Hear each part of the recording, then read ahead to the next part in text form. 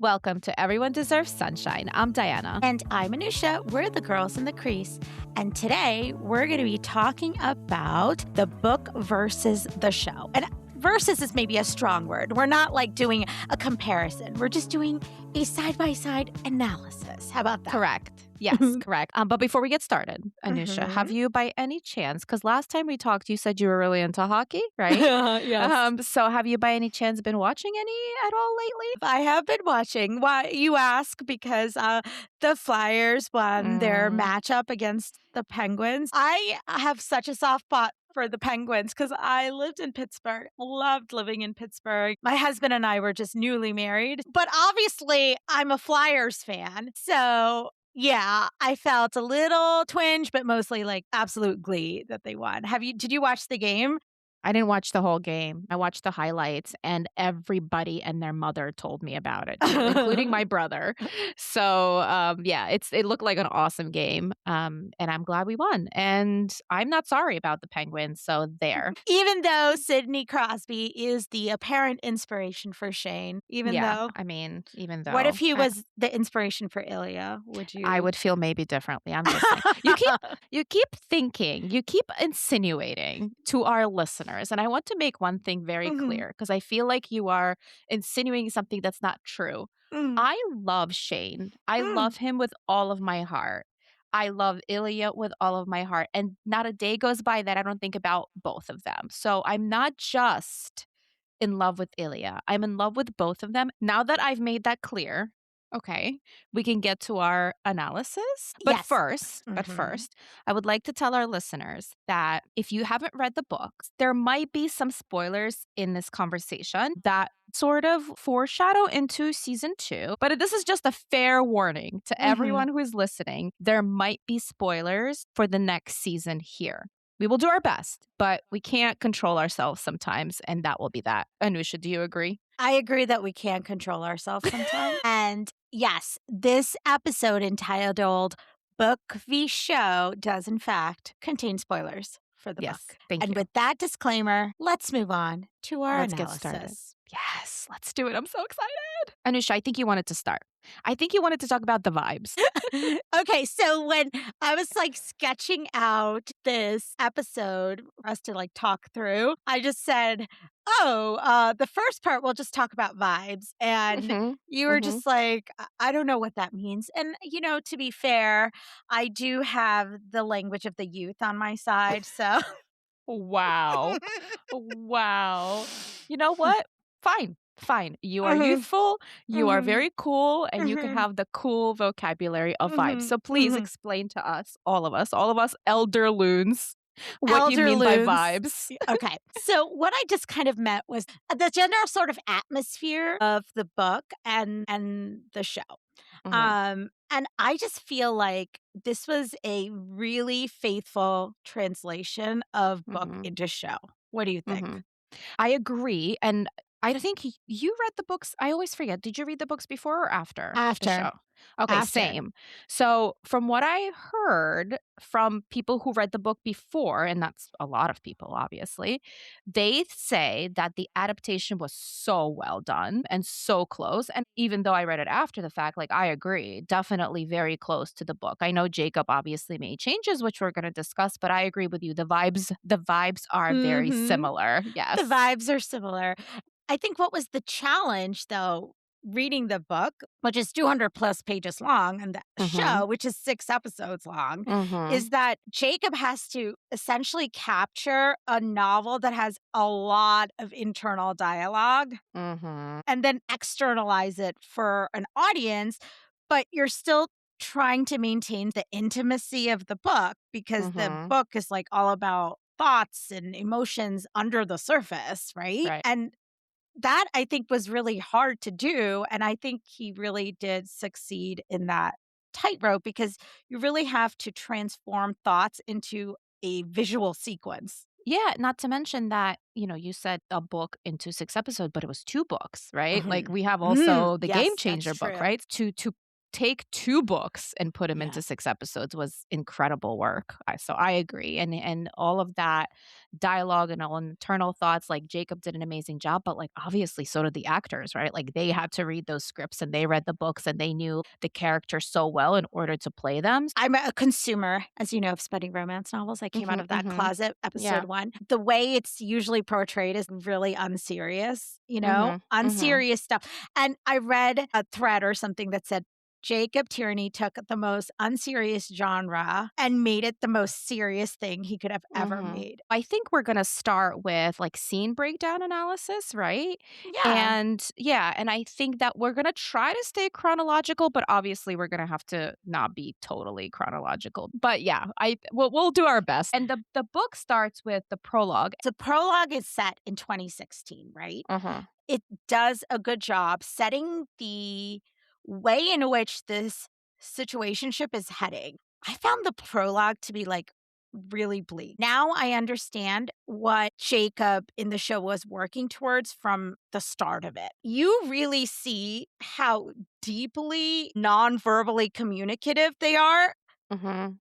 but also how absolutely separate they are at this point in Mhm. 2016 in the prologue. They're not communicating with words well, but there is a language between them that Mhm. is established, like the language on the ice, all the little chirps, and we have the immense loss. Shane got walloped by the Raiders, and then the subsequent care in terms of physical affection that Ilya demonstrates. Do you remember that scene in Jurassic Park? I swear this is going to make sense. Where you see that We'll see about that.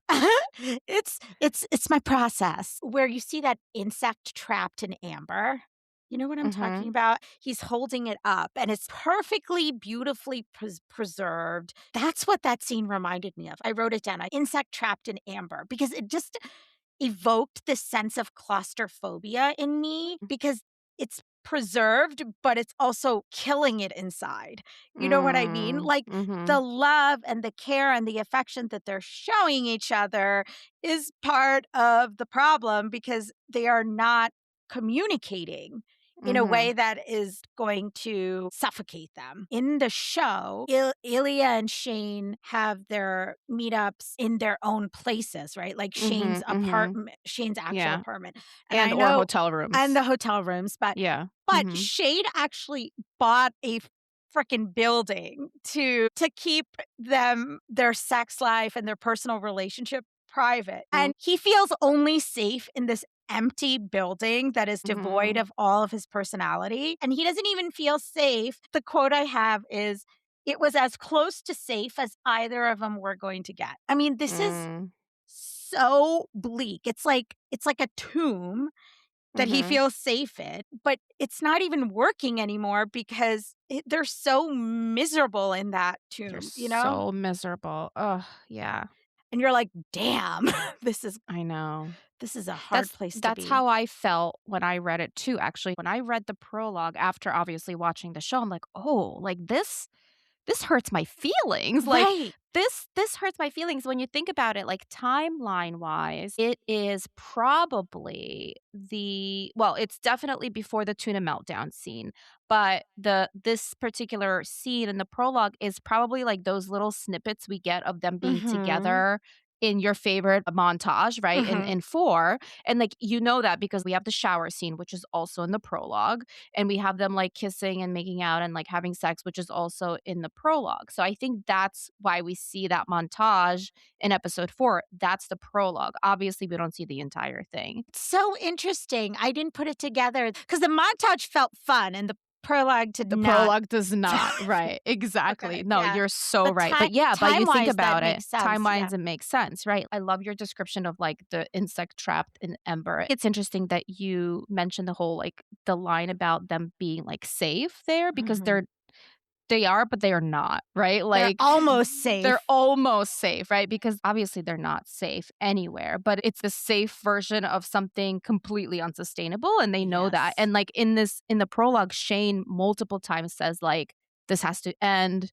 I wanted to end this. I've been trying to end this for 6 years, you know? And Right. even in the end of the prologue, he's like, I'm going to sell this building. I'm going to call my realtor and sell this building. And then he himself knows that he's lying to himself. Yeah. I think the last line is he knew making plans to end this was pointless. As long as this was being offered, Shane would never be able to say no.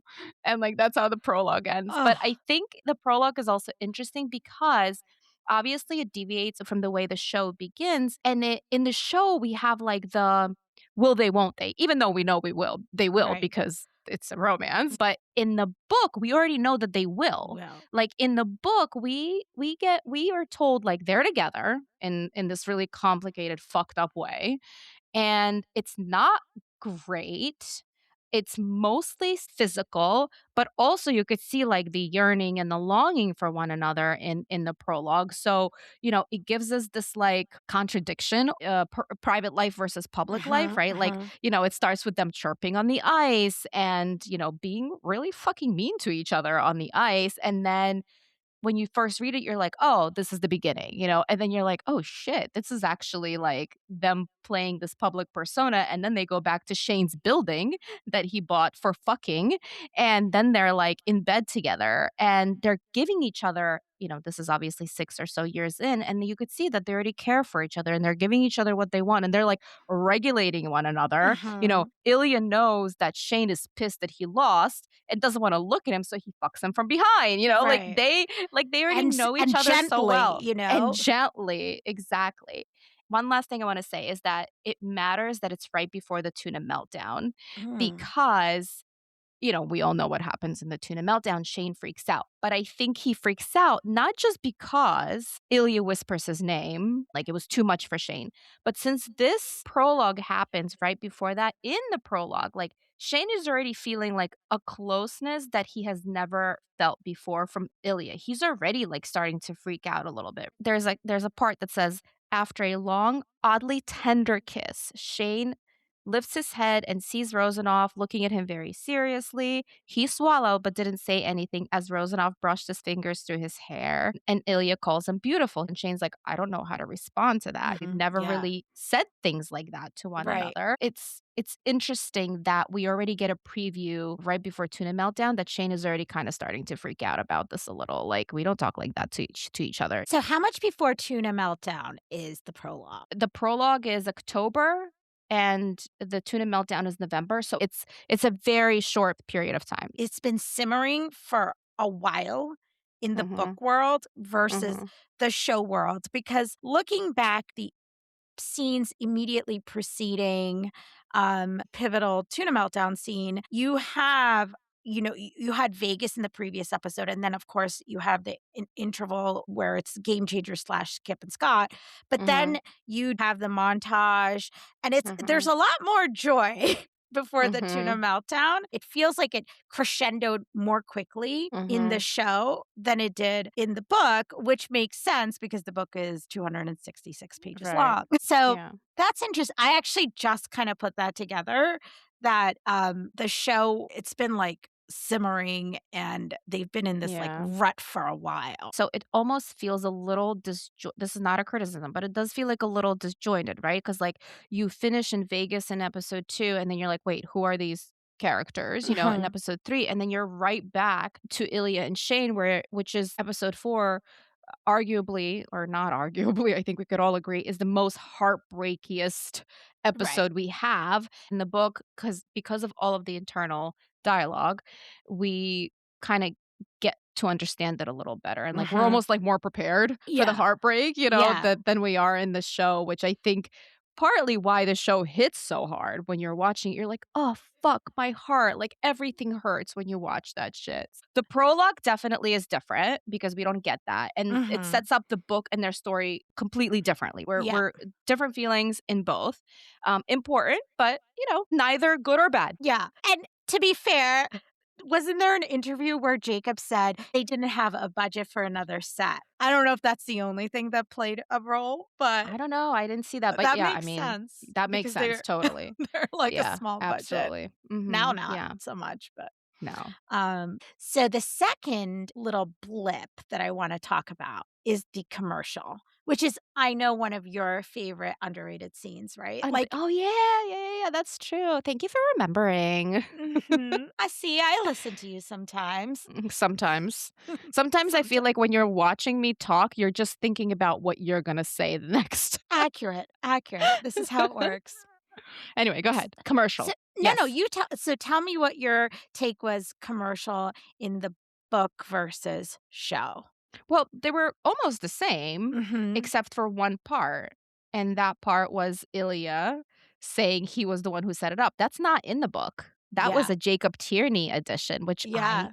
fucking love. Love that part. Love that edition. I know, it was, like, something that made you swoon the last time we talked about it. So I tried to deconstruct why he did that. Why Jacob did that? Why Yeah. he I don't know, that's a good question. I don't know, maybe to show that Ilya is already in it. Because again, we don't have the prologue to start. We don't Mm, know what their relationship is yeah. going to be like, and so that scene definitely tells us that Ilya wants this kid, whether it just physically or in more ways, but he set up a commercial, and perhaps that's why Jacob made that decision to, like, show us that Ilya is interested? That probably is it because the book Mhm. has the ability to tell and they have to Right. show. That Mhm. really that makes sense, and I think for the book, it kind of makes sense because, I mean, they're really young, and this was pre their NHL Yeah. career. The Mhm. chances that they actually had the power to make these requests maybe not have been so realistic, right? That commercial is like a way in which the world that's around them is creating the rivalry. Mhm. I think it shows a little bit of how powerless they were in the start of their relationship. Yeah. They had these narratives already kind of created for them, Yeah. and they did step into it in both the book and the show, but I really feel like in the book, it was less active and more thrust Mhm. upon them. Maybe others will have a different take, but that was like Yeah. one of my feelings from the commercial. Yeah, because it, drives Sells. sales. Yeah, Exactly. yeah. Sex is not the only thing that sells. Yeah. Yeah, anger and rivalry as well, Yes, so there's exactly. that. So that's a good one. I like that addition. What are we moving into next? Okay, so next, the 2014 Vegas hotel room scene. Yeah. I'm gonna bring up not just the book version of Vegas Chair, but Mhm. also you've definitely read the Vegas remix, right? That Oh, Rachel yeah, wrote. girl. Yeah. I have it printed out and inserted into the book. I'm not kidding. I'm not kidding. It's right here.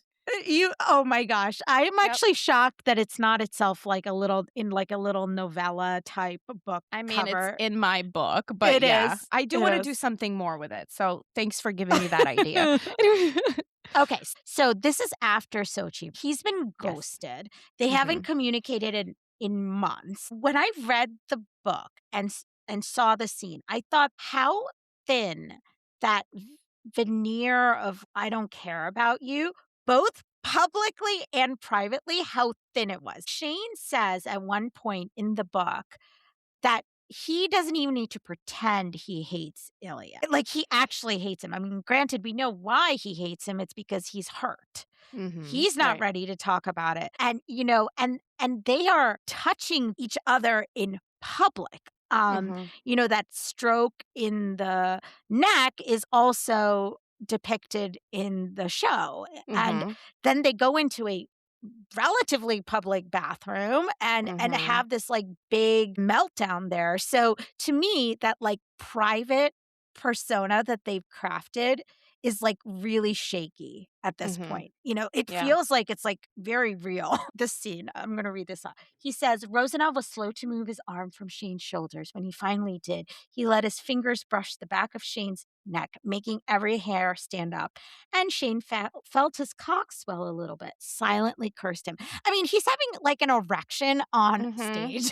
Like, Mhm. this Mhm. is really, really intense. And then, when Ilya takes the photos, that's where the private life really blurs, Mhm. right? Like, I have this quote here too. It said, "It was stupid wanting to have them But even that didn't stop him. He wanted the photos, even if Hollander's face was all tight with disapproval. Even if Hollander never wanted to touch him again, Ilya wanted these photos. Mm, And that's why he baby. took them. I It's just know. like such a blur, private and public life blurring. Their Mhm. love and hate is blurring too. Interestingly, with the remix, we see that Shane and Ilya are mentally in literally the same place. Like Shane's having a panic attack at the idea of seeing Ilya, and Mhm. Ilya is like all calm, cool, and collected. And the remix shows you what he was doing in the 2 minutes 55 seconds before, he was having his own panic Yep. attack in the bathroom. Mhm. He says, "I've thought about him every day." That's what in the Mhm. book, like every day since Sochi, he's been thinking about him. And that's Right. the setup of Vegas before they go up to the room. And so my thing was, okay, how are they going to like translate this very complicated internal feeling into the scene? Yeah. And it was a really, really hot scene. But to me, it was on rewatch, I just felt like it was so stylized. Mhm. Even Ilya's hair was just like perfect. It wasn't like Mhm. his usual rumpled Mhm. waves in the show too, because he's in this like slicked back bun in the book. Mm. And the lighting is so stunning in that scenery because Mhm. it's all this contrast, like dark light. It's not soft, right? Right. And No, you see no. all the angles, which it's doing great for Shane and Ilya, but it looks like really stylized. Do you It's know what I very mean? cinematic. Yeah, Cinematic. very. And first you feel like, okay, that's like a really great look. It's a beautiful scene, but there's something really clinical about it. And here's what I mean. Like every scene before that, they kiss immediately. Mhm. And Mhm. here the raw emotion occurs in the bathroom, but in the hotel Mhm. room, obviously they don't kiss at all. And Ilya doesn't join Shane in bed. The voyeuristicness is like sexy. Again, it could all be under the guise of sexiness, Right. but these were choices they made. He was removing himself from the emotional connection that sex usually gives them. Even the sex wasn't enough. Like, Right. that's what it felt like.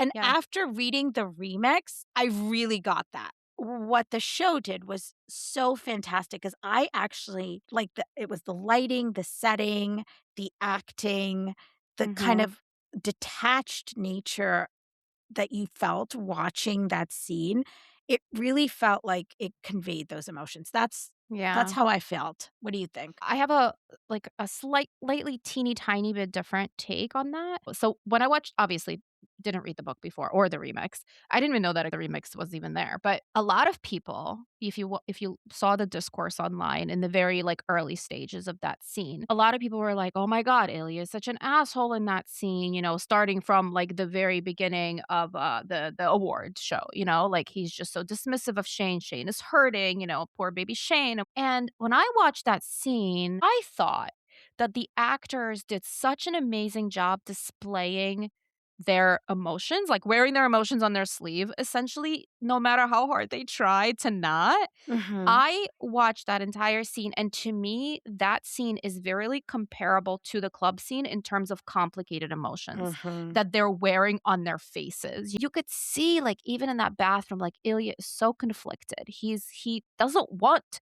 to kiss Shane. He's like, "Suck my dick," like, he doesn't want to have any feelings for Mhm. Shane, but you can tell that he does. I mean, when he runs his hand in the back of his like, that's not just like, "Oh, I wanna fuck you." That's like, "I wanna be close to you," you Yeah. know? And then in the hotel room, like, yes, Ilya tries to play it cool. He really does. He wants just to fuck Shane and leave Shane, and that's the end of that. And both of their internal, dialogues are basically like, "We hate each other. We hate each other. No, I hate you. Damn it, why do you have to be Shane?" They're constantly like so conflicted. Even when Ilya's like, "Yeah, like I'm gonna drink my vodka," like you see him like gulping, like Mhm. he's very intense. It seems like Ilya also has the upper hand in the situation, right? Because Shane is like vulnerable. He's naked on the bed. He's Mhm. touching himself. Ilya's watching. You could see Ilya's already like shaking Mhm. inside from wanting Shane so bad, but he's trying to keep it cool.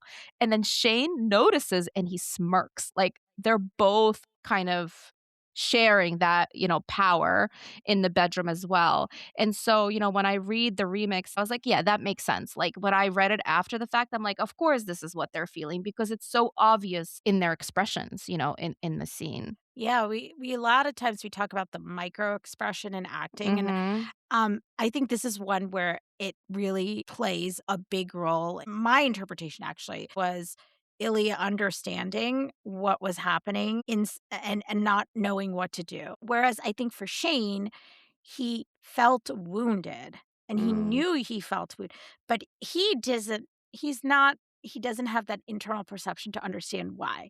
And that was Mhm. always my sort of take on that scene with Ilya's micro acting, because when he's smoking that cigarette in bed, Connor looks visibly uncomfortable. He actually looks distressed, and Mhm. that's not an expression we've typically seen from him after Mhm. sex. He's Right. happy, he's gotten his thing, and that's not also an expression you would assume would happen when you have sex and quite possibly the sexiest, swankiest, Sexiest. Yeah. sweet in the world, right? Mm. He should be like preening. Even if he doesn't care for Shane, he should be like, "Motherfucker, I won this round and I won the Mhm. cup."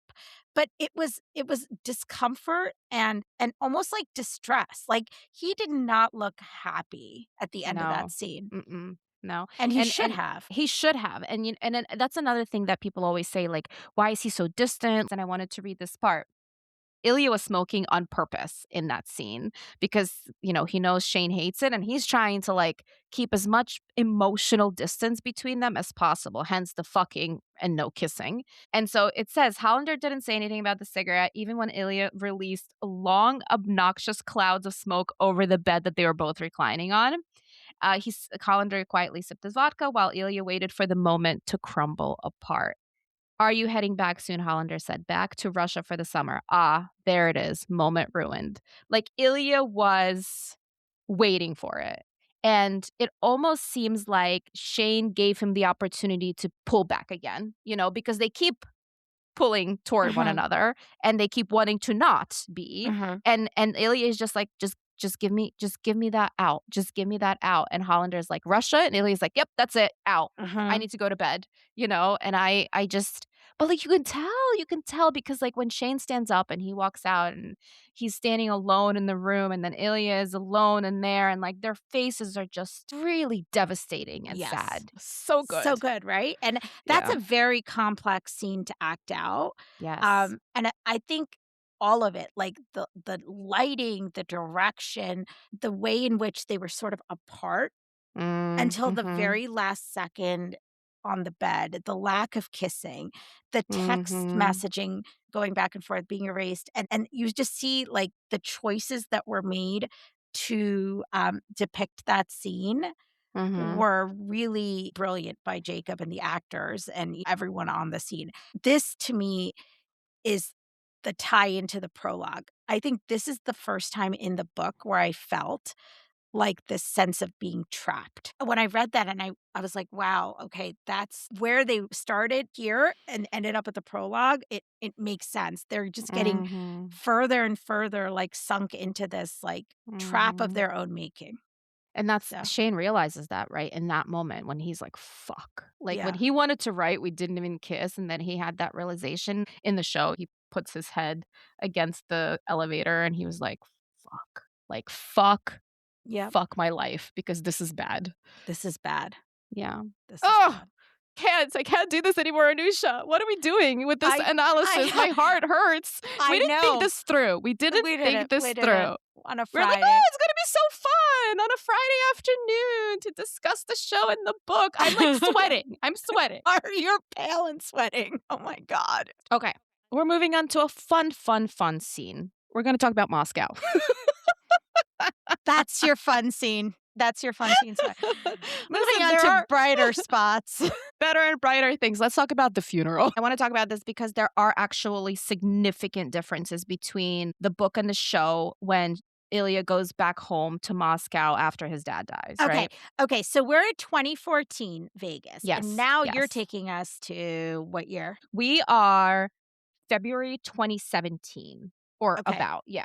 Yeah. So we're moving 3 years in the future. Yeah, we're moving a couple years. This is obviously post Tampa. We are dad's funeral or post funeral already. So in the show, we have two phone calls from Moscow. We have the initial conversation and then we have the monologue. In the book, we have four conversations from Moscow, and I want to talk about the second two. The second conversation with the monologue, as everybody I hope knows, the monologue was completely written by Jacob. That was Mhm. not in the book at all, the way it is. However, I think what Jacob did is he took bits and pieces of the dialogue between Ilya and Shane throughout the next Skypes that they had to build that monologue.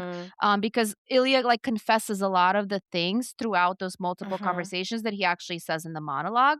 But still, like Jacob took all that together and created this beautiful piece in Russian, you know, Mhm. for Ilya to say. In the book world, we don't have the monologue. We have the idea of the monologue because Shane Yes. says the same thing. Talk to me in Talk to me. Russian. And then Mhm. he does. And we do know that Ilya confesses that he loves him. Mhm. We just don't have the actual monologue in the Mhm. book. But I'm not going to focus too much on that. I want to focus on the follow up to Skype conversations. Okay, are we book world or We are show in book world? world right now, Okay. okay? The third conversation after the monologue in the book is, I think, in addition to Tampa, almost like a turning point where both Shane and Ilya's relationship shifts to emotional intimacy. Here, the energy is completely different.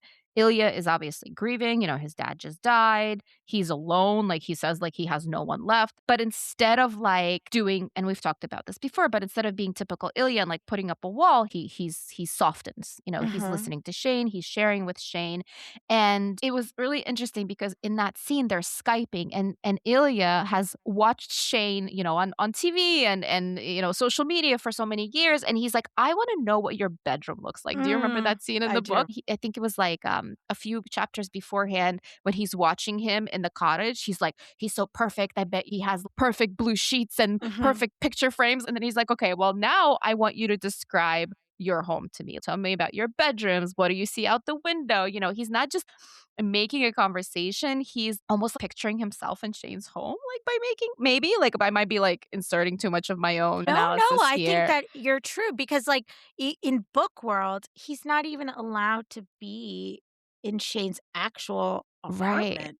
So Right. that's Yeah. even more of a poignant thing, I right? know. I know. I know. It's like vulnerable, right? Because we haven't seen that from him before to take that much interest in Shane's anything outside of sex stuff. And Shane meets him. Like at first he's like a little resistant, but then he physically moves into his bedroom with Ilya on Skype. And so they're no longer being like performative with one another, which they have been for so long. They're just like there together, being super intimate and emotional with one another. That scene starts with Shane says something like, "You shouldn't be alone right now," and Ilya says, "I'm not alone. You're here now, right?" And Shane his whole heart like stops right in that moment, and so he lets Shane know in that moment like, "You are the comfort. Like I don't need anyone else. Like I have you, right? Like you are my."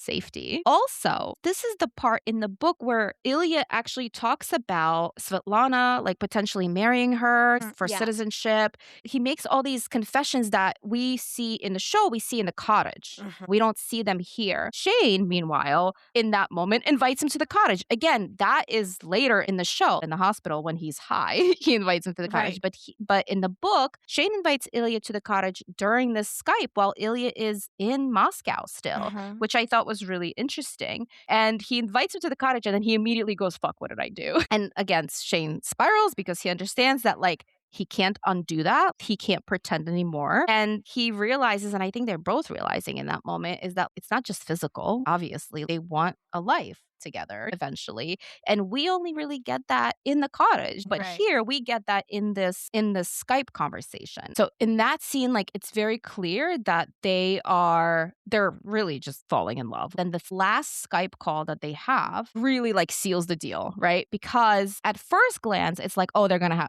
have phones phone sex or Skype sex, video sex, whatever, right? It's almost like back to their Uh-huh. physical. They start with the familiar territory. Ilya takes the lead, Shane follows. But then again, it shifts into something different, right? Shane asks to see Ilya's face. Like he can't even enjoy the sex part of it without looking at Ilya, which is amazing, right? Like it's a small choice, but like completely changes the tone of the entire scene. Again, they're not performing anymore for one another.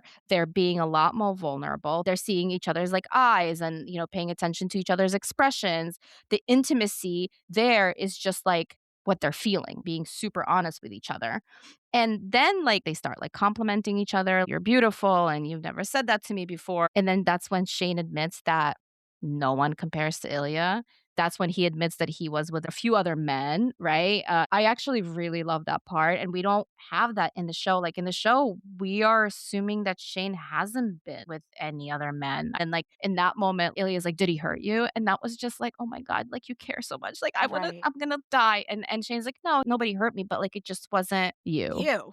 Like it just Yeah. wasn't you. And I love that. That's a confession. Like everything they're saying to each other in that moment on that Skype call is a confession. Like neither of them expected, I think, or intended to go there. I think they really just wanted to have phone sex. Right. And then it turns into this like super like vulnerable, intimate moment. And then at the very end, the most intimate moment that isn't physical that I actually do wish was somehow in the show. That's the only thing Mhm. that I wish was included in, well, two things. We'll talk about that later.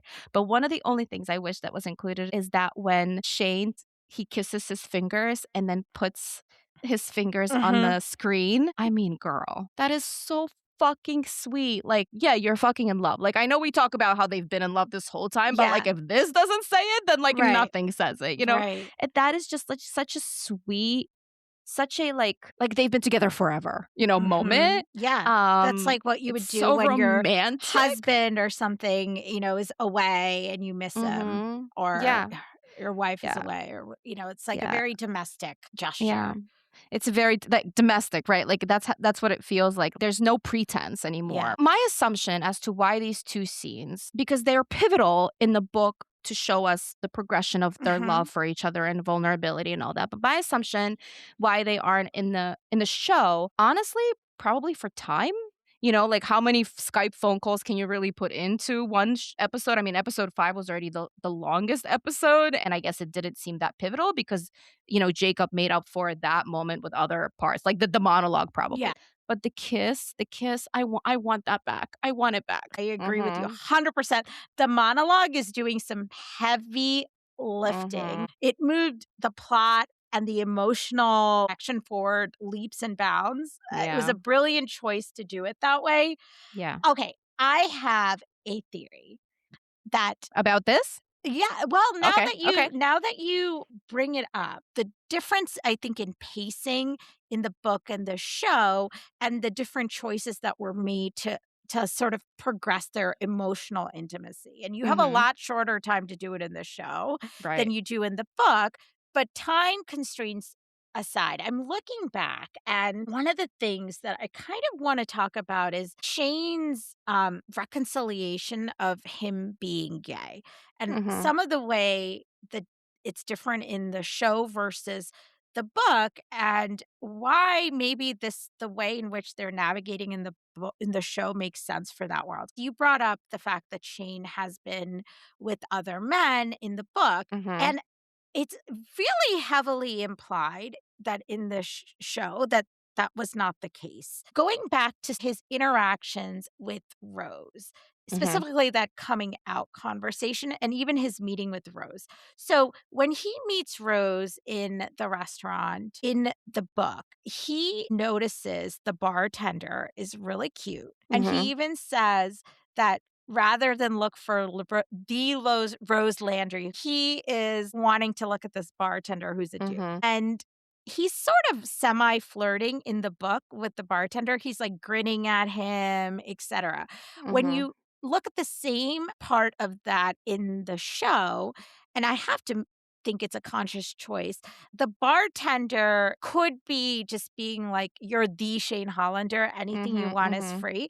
But Yeah. there's like an element of flirtation. Yeah, And I agree. Shane, right? But Shane is Mhm. just like trying not to make eye contact, looking around, being like, "Great crowd tonight," right? Like like So much denial, so yeah. much denial. And that part to me really, like, compared to the book, to show Shane, like, he is still really not ready to come to terms with his identity Mhm. as a gay Mhm. man.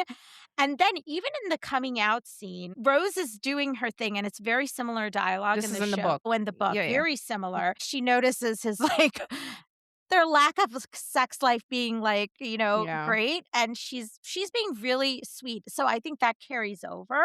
Mhm. And but the show is much more fraught. She brings up Miles in the show, and Shane's just like, "Okay, why are you talking about Miles?" His facial Mhm, mhm, expression suggests he does not understand what this is being brought up, mhm. and he's confused because of that.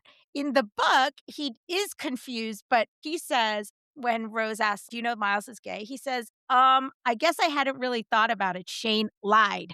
So that's Uh-huh. actually in the book. Like That he lied. He's he lying to lied. her. He's Uh-huh. lying to her. He That knows little that. liar. Yeah, but that vibe, did you feel like Shane was lying when he was telling No, Rose that? not at He all. was Not in like the show. no, he felt like it felt like he was genuinely clueless as to Like, why he was this was coming up. surprised as He to was why, yeah. surprised, right? Mhm. Um, and and I really think the rest of the conversation, it was really moving in the book, but it almost felt like Shane was like, "Finally, someone's just like asking me."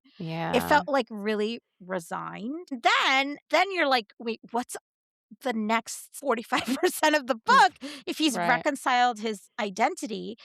And Mhm. then you see the angst transfer on to not the entirely, that he's gay, but that he's gay in love with his rival, and Yep. he doesn't know what his rival feels for him yet Yep. or how serious it is. And I Yep. think that's a distinct difference in the show and the book, is that the anxiety about these closeted hockey players is generalized in the show. More so, I think, than in the book. In the book, if I had to like say, okay, what's the angst causing element? Is it being gay or is it being gay in love with your rival? To me, like, that's when it switches into it's really the Ilya part that's Yeah. getting him, and I think that's why there need to be a lot more buildup maybe in the book to Maybe. resolve it. I don't know. That's what I I'm mean, thinking.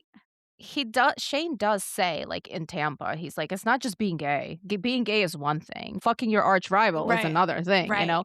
But I love that you brought that up because in the book, we see a lot more internal dialogue from them or these internal thoughts about them not knowing how the other one feels the entire time. Like, the entire time, they're like there's 2 things that run through the book. I actually counted, okay? About 15 to 20 times, either one of them thinks to themselves, I'm going to end this. And then another thing is, like I said, like they are constantly saying, well, I know I feel this way, but he must not feel that way. So I can't tell him how I feel. Like Mhm. these fucking kids will not communicate at all. Mhm. When there's a lack of direct communication, the lack of information, you come up with your own narratives because you have nothing else. So they're coming up with all these things in their heads, like even something so silly like in the book when Ilya gave the speech in Russian, he was like, "What if Shane went and translated it somewhere?" I'm like, what is wrong with the two of you? Like, why are you always like reverting back to like such negativity? They're constantly like,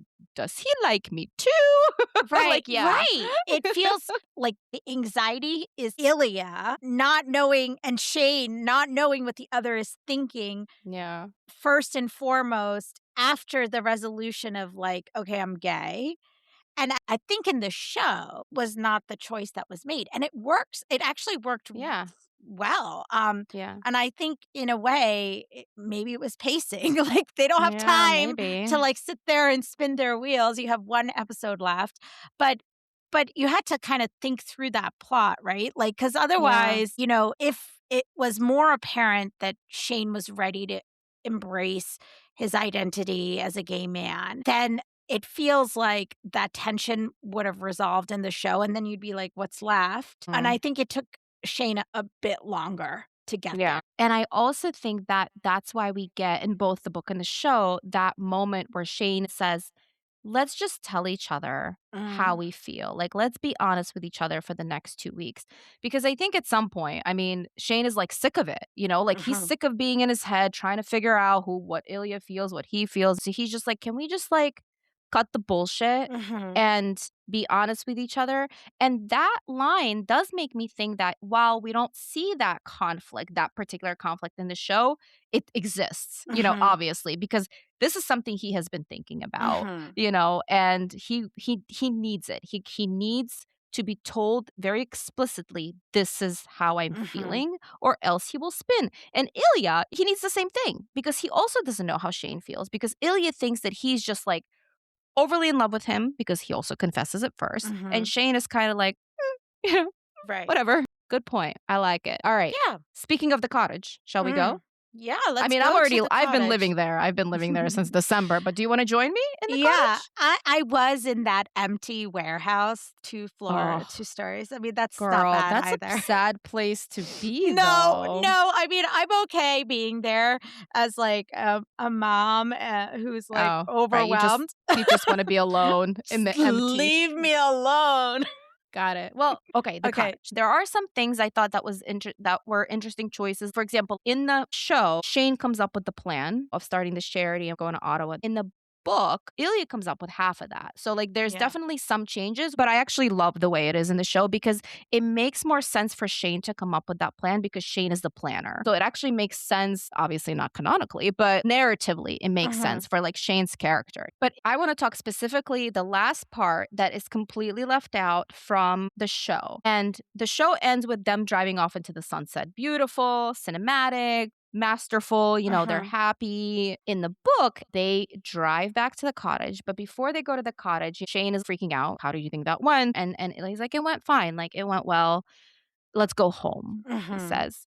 And mhm. that becomes Ilya's little tick because he's like, wait, shit, I just said home. Does Shane think Right. it's weird that I called it home? Because it's not home. It's not my home, like, so he's like spinning. And then he goes, well, Shane hasn't said anything. So I guess it's not weird. I mean, whatever. I'm just going to stop thinking about it. They get back to the cottage. Shane is completely overwhelmed. He Mhm. is spiraling. He's stuck in his head. He's just like a wreck. He immediately jumps to planning. Ilya, at this point, realizes that he needs to de escalate Shane because for Ilya, that was like a really great moment at Shane's parents' house. He felt good there. Despite all of the Right. complicated feelings and emotions of everything, meeting his lover's parents for the first time ever under these very weird circumstances, but still, it was some of the best time he said he's had. He wants to de escalate Shane. He does not engage with that anxiety. He tries to pull him out of it, like grounds him, brings him back into the present, and he like kisses him. He's like, this is the way I've always wanted to kiss Shane. And I want to read this part, right? I'm just Mhm, summarizing what is written on the page. Ilya mhm, wanted to tell Shane that this has been one of the best days of his life. Sure, it was awkward, but he was welcomed into Shane's mhm, family, and he has barely been welcomed into his own family. He wanted to tell Shane that the closest he's felt to home is when he's with him. It didn't matter if it was a hotel room or Ilya's apartment or some weird hideout building that Shane bought for mhm, them. He was himself when he was with Shane. He had left Russia. He was uneasy in America, and he spent his entire adult life drifting between continents and between lovers. But now he had been reeled in by this annoying Canadian, and all he knew was that he wanted to stay. He wanted to anchor himself and just stay. But he couldn't say all that. He literally like didn't have the words, the language for that. So he just turned around and he said, I love you, and mhm, Shane looked at him and said, I love you too. And then he's like, are you okay? Because he obviously sees that Ilya is like, processing all of these mhm. feelings. And, that's when Ilya de-escalates and Ilya is just like, enough. Have some drinks, have some vodka, Have some let's vodka. relax, we can plan later. So, it's a huge shift again from where they started. We don't get to see this in the show, this aftermath. They really are talking about building their life together at this point openly with one another.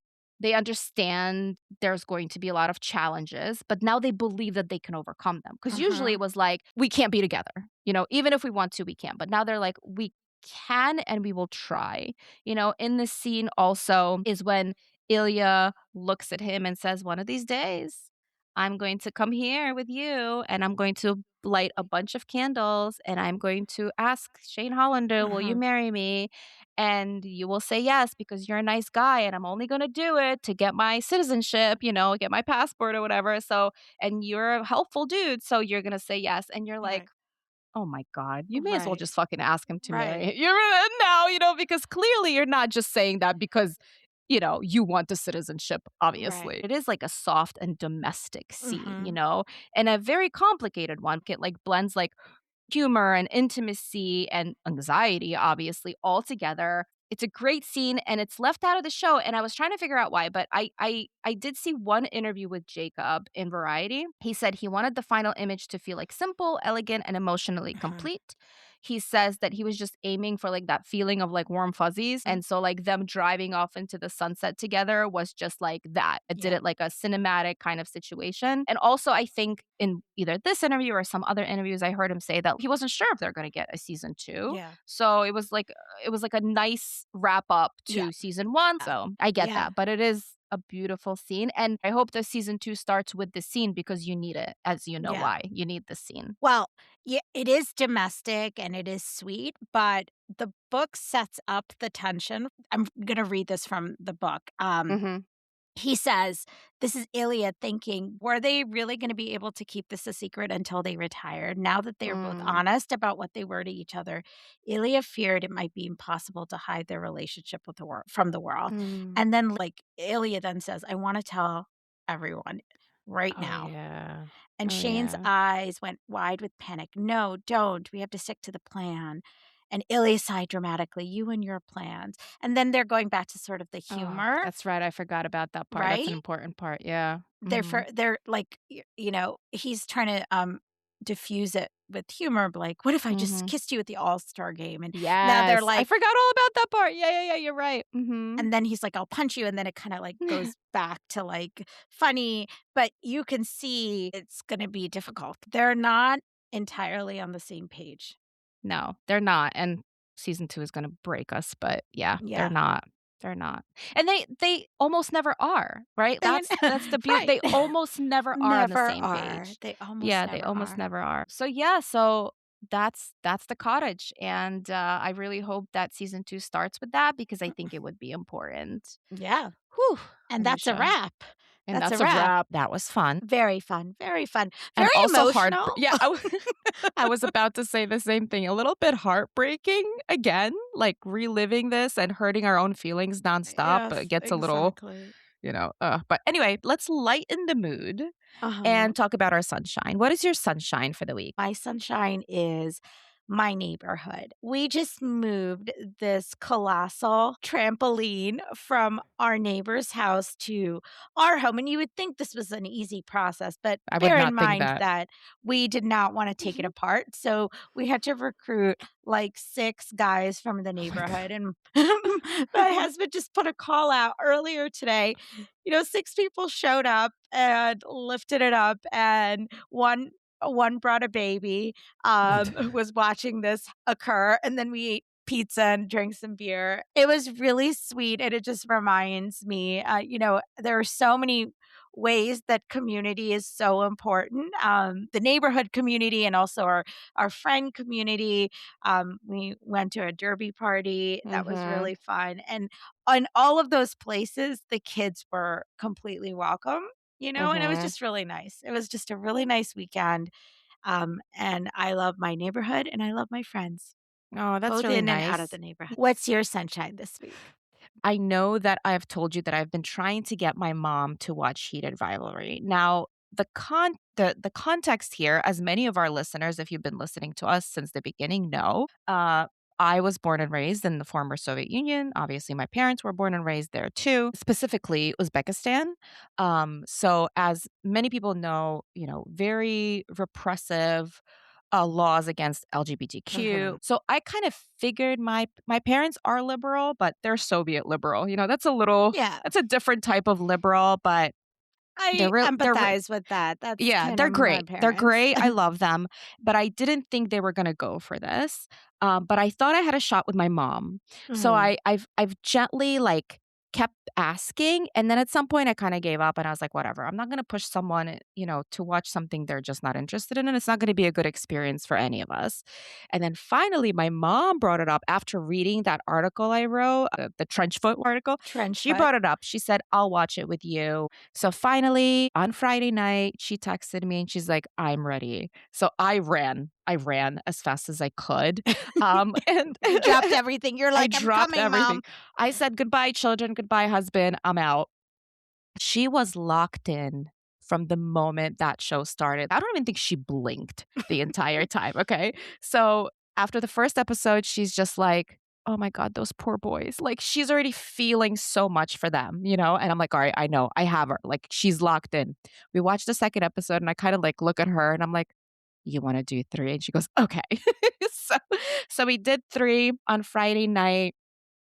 On Saturday morning, I get a text message from her with the word ready, like to do the rest. So I run over there. And again, we were only supposed to watch 2 because we were going to this derby party. And I was like, I don't have time to do all 3.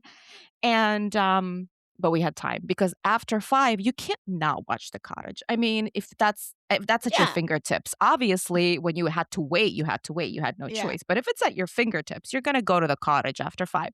My mom is not very like emotive, but during episode 5, when Scott comes out very publicly, she like raised her arms up like in like triumphantly, like real quick, like some if as if somebody was watching her. Like it was the cutest thing ever. Aw. And she loved it. At some point, she's like, they have very nice bodies. I'm like, yeah, no shit. You're like, yes, Diana's mom is correct. But her final thought was they make it seem like a happy ending, but you know that it is not all there. Auntie, I just want to say you and I are on the same vibe. You are. We are. We loved it from episode 1, unlike some folks out there who shall remain nameless. I don't know who she's talking about. No idea. Thank you for being another recruit on behalf of Diana. That experience for me was, I don't know if I could describe it, and it might sound even very silly to some people, but it felt really meaningful to watch that with her and to actually have her enjoy it and process it and analyze it with me. And yeah, so that's my moment of sunshine and it makes me a little teary, but as you know, everything makes me teary now, so this is no surprise. Well, the thing that I love that the Trenchfoot episode, which is entitled Women in Our Feelings, was sort of the inspiration of this. I have to say that one felt really cathartic to both, Yeah. like kind of do on the spur, think through. So I love that, that piece that you wrote and then that translated into an episode really was the like thing That's what that got her. pushed her Yeah, into that pushed her into it. Women in Yeah. Our Feelings. Women, and she's in her feelings a lot. She's So, in her and I feelings. understand that. I get it. Next week on Everyone Deserves Sunshine, we're talking about hockey. Subscribe now wherever you get your podcasts. And if you want to say hi to the girls in the crease, find us on Instagram, Facebook, or Threads at Everyone Deserves Sunshine. Or email us at everyonedeservesunshine@gmail.com. New episodes drop on Mondays. See you then.